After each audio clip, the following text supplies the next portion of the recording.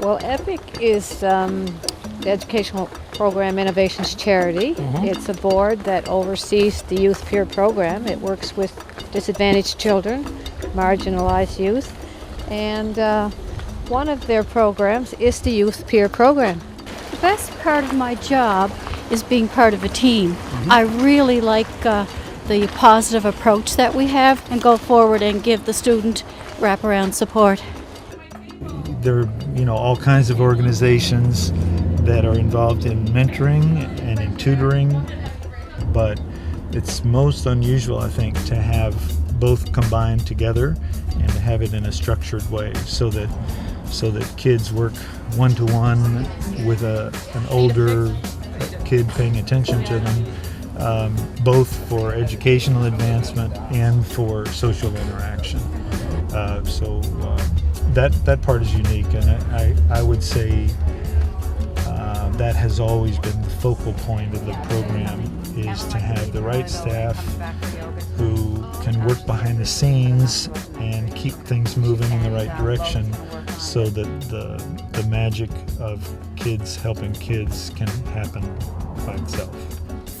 We always call it the magic, seeing the magic happen here at the center. Coming in and seeing the students when they first get here, and seeing the tutors when they first get here, and seeing their very first sessions from their very last sessions, and the change in the student and in the tutor is unbelievable, and it's magic. So it's not as hard with these volunteers as maybe with other places. They fall in love with the kids just as much as the kids fall in love with them. So they're excited to come back. They can't wait. They have fun here. Just to talk to them, because I love working with kids. I love teenagers and little kids. So I feel like it's a good fit for me here. Some of these kids come because they've never been involved in an extracurricular activity, or they've never had a supportive community. Or the communities they have are the drug-using communities, the kids involved in the legal system communities, but they've never had a positive, effective coping, I guess is the best words to use. I feel like the issues here within our community is that we're a low-income community, okay? With the steel plant gone, that was the backbone of this community. We're still in my eyes, still in a transition state, okay?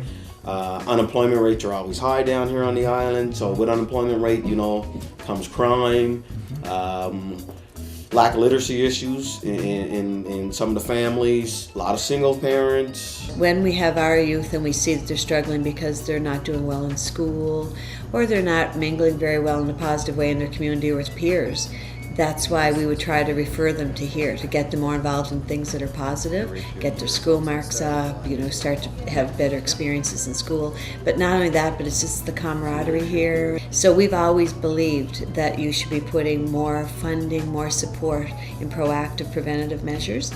And so that's why we think it's a key part of our work, is to partner with programs like this.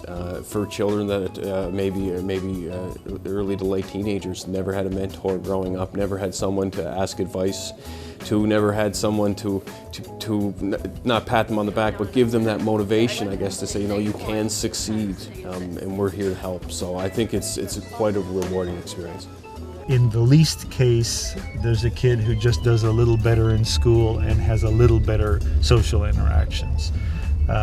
In the greatest case, it's a game changer. It's life-changing for a kid who thought the world was against him, and then begins to feel like there are people out there that can help you, and that you can make changes yourself, and that you can take control of your own life and improve things for yourself.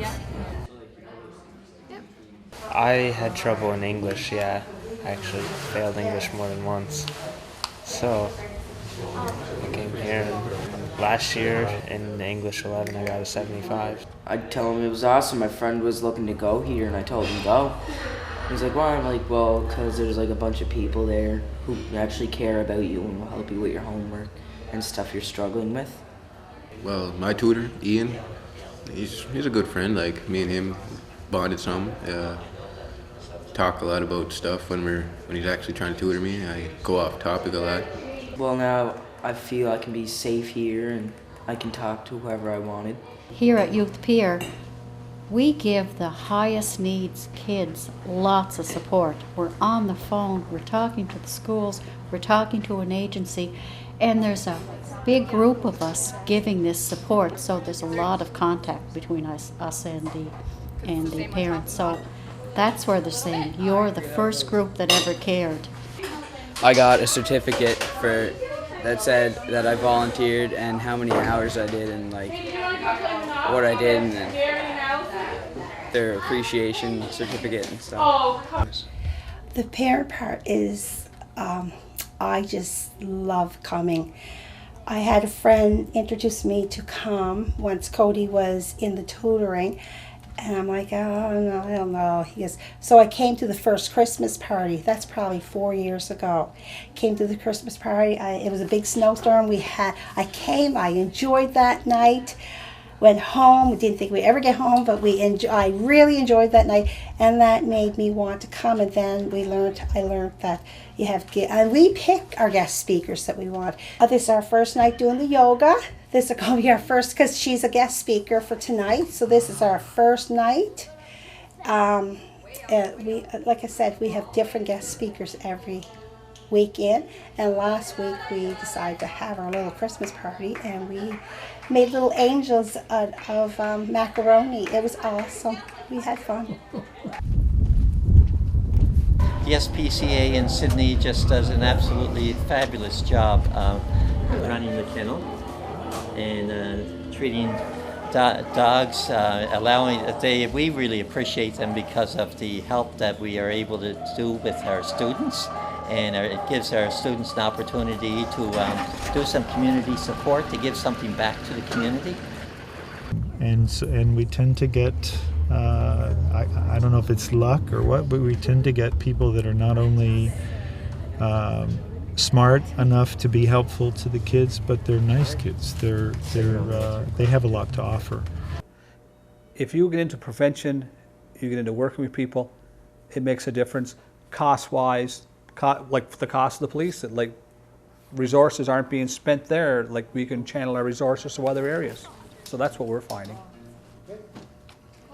Police officers can lock kids up all day, lock up people all day, but it's only a short-term solution. We're right back at it again. We have to look at ways to work with people, to their difficulties, to their problems, so they don't become involved in the criminal justice system. It becomes an educational program because a lot of our youth, as you probably know, are sort of outcasted from the educational system, or struggling because they've been pushed through for so many years. So this allows them a chance to sort of build up some of their skills that they have been, I guess, weak in. It helps with their literacy. It helps with a lot of different things. We either, as a community and society, invest the money and resources and time to intercede with these young people at this stage in their lives, or else there is additional resources and much greater resources used to fix the problems later on. And unfortunately, one of the things that we have seen in recent years, we've seen governments not understand that equation and consistently pull resources away from education, pull resources away from the poor, pull resources away from those that are in need, essentially dismantle the social support network. And unfortunately, it creates tremendous harm in the community, especially in the medium and long term. And this program, I think, is something that is going to right that balance to a significant extent. And we're very proud that Sydney and CVRM are going to be a big part of that. I win!